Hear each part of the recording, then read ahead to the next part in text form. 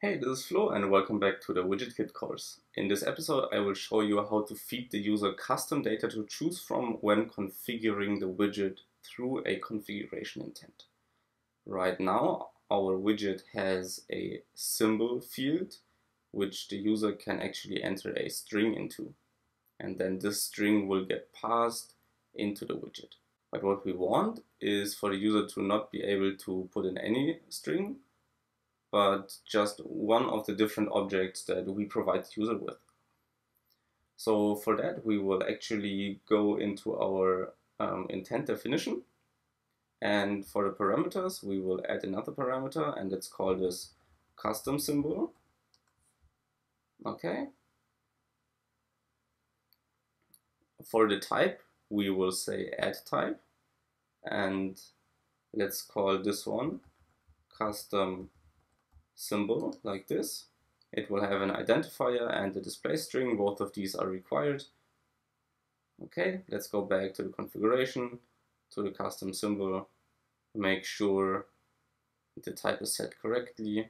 Good, now what we need to do is we need to add another extension to our app. So let's say file, new, target. Let's search for intent extension or intents extension. Hit next. Let's just call it stocks app intents.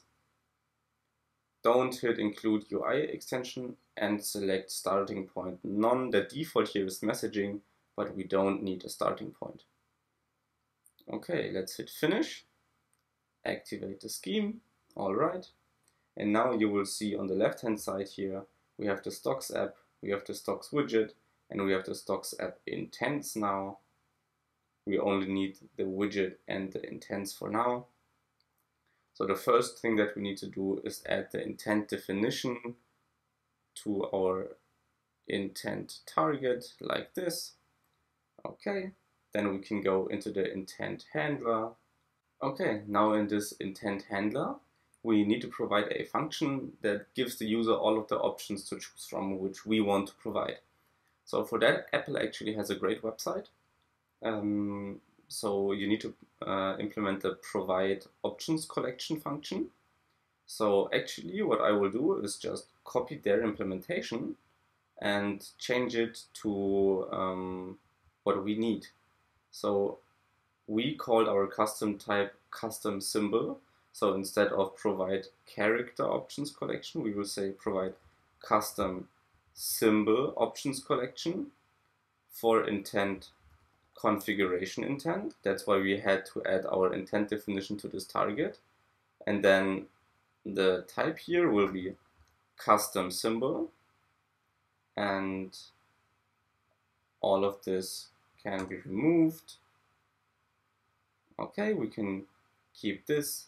Let's actually call the collection symbols instead of characters. And now what we can do is say let symbols of type custom symbol equal, and in here put all of the symbols that we want the user to be able to pick. Okay, obviously you could fetch these from core data now or via an API or however you want to provide all of the options. We will do it the most basic way. So let's say we're just gonna add a few custom symbols. We're going to use this simple initializer, give it an identifier and a display name. So let's say we want Apple, and as a display name just say Apple, and let's add another one, custom symbol with the same initializer. Let's do TSLA, and for the display name let's say Tesla. Okay, so there are still 3 quick things that we need to do for this to actually work. So first of all, in our intent definition, we need to make the custom symbol dynamic. So let's check options are provided dynamically here. Then we need to go into the intent handler. First of all, make it a member of the widget extension. And second of all, conform to a protocol called ConfigurationIntent handling. Now the first part here is just the name of your intent, and this protocol is actually generated automatically by Xcode. So Let's have a look at it. Jump to definition. Here you can see automatically generated, and it just has this one function that we just implemented. Okay, now we can run this in the simulator. Okay, let's hit edit widget. You can see there's still the string symbol that the user can enter, but also now the custom symbol that the user can choose. And you can see this quick search field comes up here, and both of the custom symbols are displayed.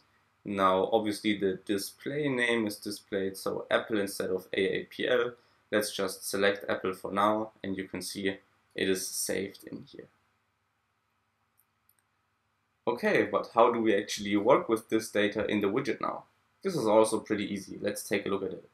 Okay, what we could now do is, for example, add another text element here.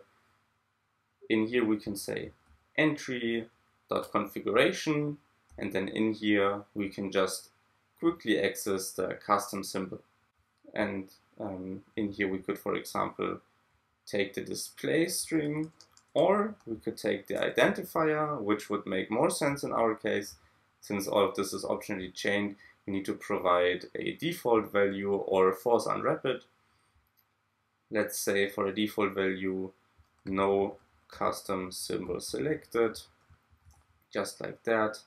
And why do we want the identifier? Well, because in our intent handler, we put the symbol into the identifier and the name of the stock into the display name.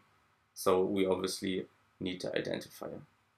Okay, let's run this once again in the simulator and see if it works.